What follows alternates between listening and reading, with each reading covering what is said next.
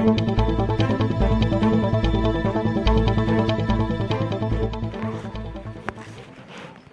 magnitude 5.4 earthquake near Târgu Jiu, Municipiul Târgu Jiu, Gorj, Romania, was reported only 16 minutes ago by the German Research Center for Geosciences, GFZ. Considered one of the key international agencies that monitor seismic activity worldwide. The earthquake occurred at a shallow depth of 10 kilometers beneath the epicenter early afternoon on Tuesday, February 14, 2023, at 3:16 p.m. local time.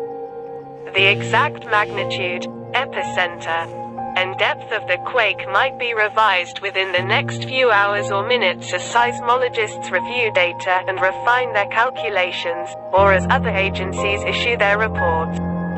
Our monitoring service identified a second report from the National Observatory of Athens, NOAA, which listed the quake at magnitude 5.6. Other agencies reporting the same quake include the citizen-seismograph network of RaspberryShake at magnitude 5.4, and the European Mediterranean Seismological Center, EMSC, at magnitude 5.7.